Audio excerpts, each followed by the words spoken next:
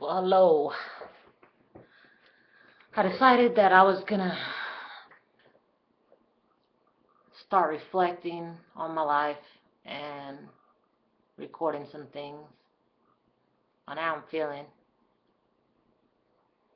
It's been a rough 2 years, or let's say 1.5, since my dad has died.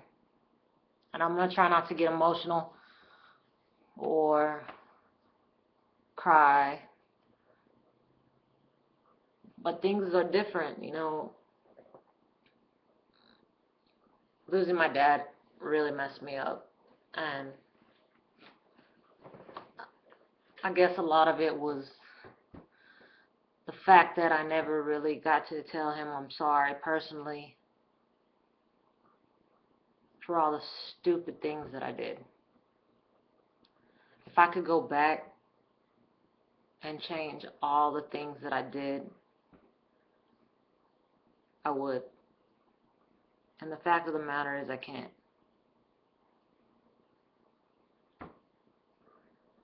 I was a complete idiot, and I regret a lot of things, and there's nothing I can do about it. And when you love somebody so much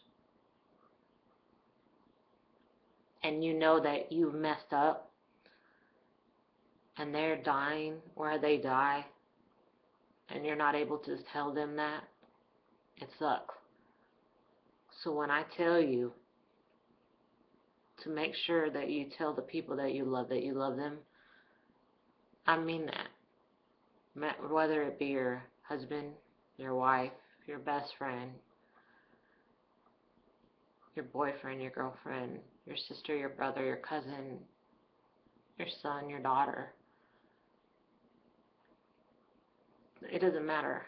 You should always tell the people that you care about that you love them. Even if it's somebody that used to be in your life that isn't anymore. If you still love them, tell them. Because if you don't, and they don't know it, and one day you realize that you never got to tell them you love them,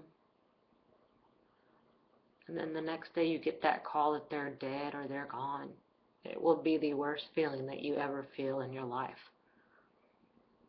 And that is something that I live with every day. And it hurts. I can still remember, like it was yesterday, the phone call that I got when I was in my apartment with my partner. And it was my mother on the other line. And I was happy. Life was good. Like, so I thought anyway, right? I had my own apartment. Everything was peachy. Had a job. I was great. I was playing Xbox. I don't I don't even remember the time. I think it was like 10:30. And the phone rings and my mom was calling, and it was weird because my mom and my dad were retired, and I never got calls like that from my mom that late. Usually they're in bed. I mean, they would stay up till about 9:30, but my parents never stayed up that late. Like they were cool, but they didn't stay up that late. And I answer, and I can't understand what my mom's saying, and I'm like, what? It was just like this weird phone call, and she's telling me that, screaming and jumbled up words that my dad is gone. And and at the same time I'm screaming because I'm confused, and I just don't I'm like, what are you talking about? My dad isn't gone. I didn't want to hear it. I didn't want to believe that the man that I grew up looking up to, and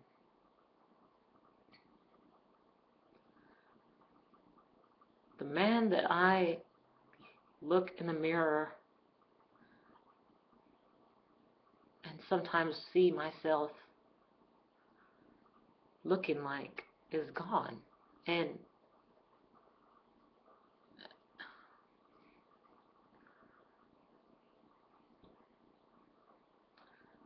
she tells me that she can't really talk about it, just to meet her at the ER or whatever. We go, and he's had brain issues or whatever, which, keep in mind, my dad's never been sick. He's a healthy man. The only bad thing that's ever happened to my dad is he's hurt his leg, and that's because he fell off a ladder. So to hear this is like completely shocking me, and it freaks me out. And I call my cousin Yvonne because she's the closest thing I have to a sister, and I see her like my sister, and I do, and I love her. She's like my sister, you know. She's all I have, really. Her and Mark is like a brother to me, and Nikki's like my little sister. Blanca is like my sister-in-law, or sister in my mind. And then all the kids, Gage,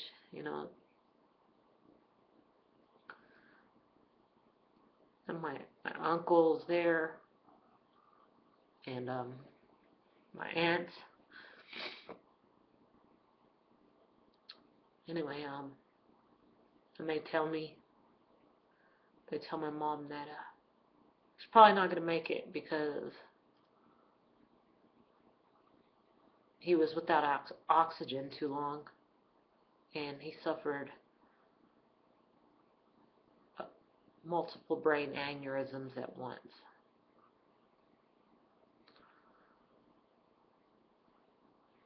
I didn't want to believe it. I wasn't going to believe it.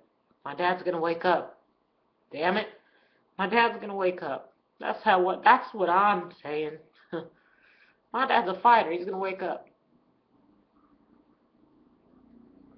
Nobody's going to tell me nothing otherwise. My dad's waking up.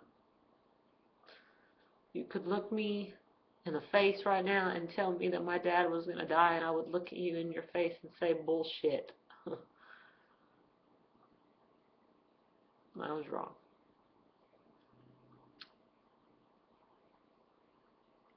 He didn't wake up.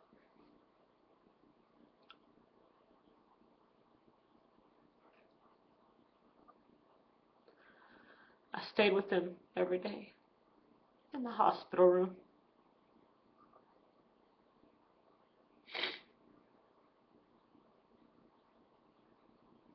I didn't leave his side. I groomed him. I cleaned him. Shaved him.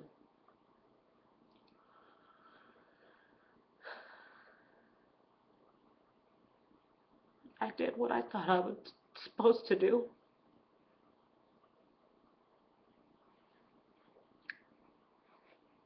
And I said I was sorry.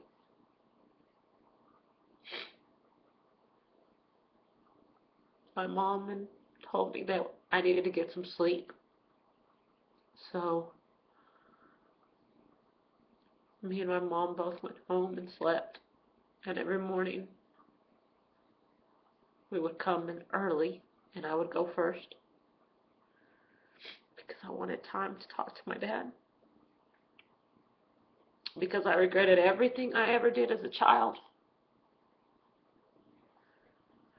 I mean, I was a good kid until I hit 16, 17, and then I started being so immature and so stupid. Then I got into drugs and alcohol and partying, and I just took for granted my life. And I regret it so much. So much. I never got to tell him I'm sorry. And that eats at me every day. Every day I have to sit here and think, why didn't I just say I'm sorry before he died? Why? It bothers me. It eats at my gut and my soul. And they say that the last thing to go is their hearing. And so I would sit and talk to him every day and tell him, I'm so sorry, Dad, I'm so sorry.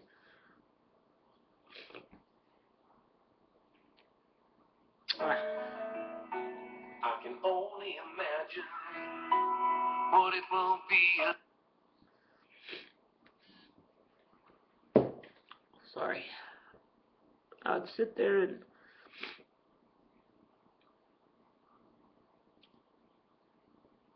just ask for his forgiveness and tell him that I'm sorry for everything and that I'd hope that he would forgive me and that he knew that I was changed, because in the last 2 to 3 years, me and him had gotten really close again. I mean, we got real close. Like, I would kiss him on his forehead, and he would must give me massages, and he would tell me I was beautiful. And he'd hug me, and I always tell him I love him all the time. And he'd say it back. And if he didn't, I'd be like, Dad, tell me you love me. He'd say, I love you, Mija. But I just wanted him to know that he was such a good dad.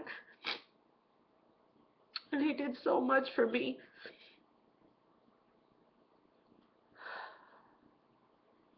I just don't.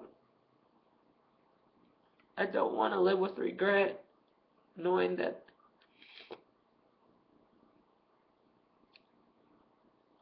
I didn't do enough to make him realize that he's such a good father.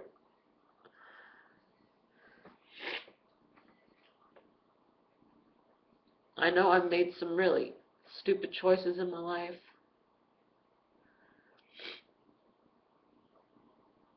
I've changed, and I just want him to know that.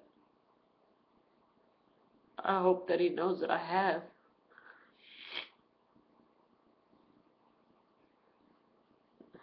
I miss him every day. Not one day do I not think about him. It was hard for me and my mom. You know, after he died, I moved in with her to help out.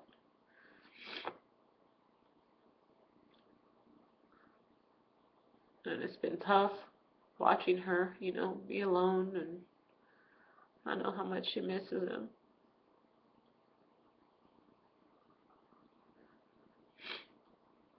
She misses him so much. I can only imagine what it's like to lose your best friend and your lover of 35 years. I can only imagine.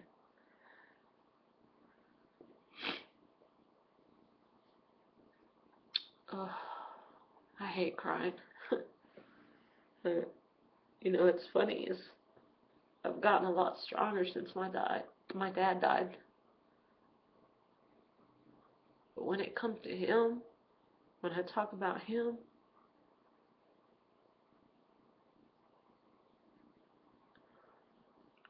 I can't help but cry. So when they ask, are you over it yet? Hell no, I'm not. And I don't know if I ever will be.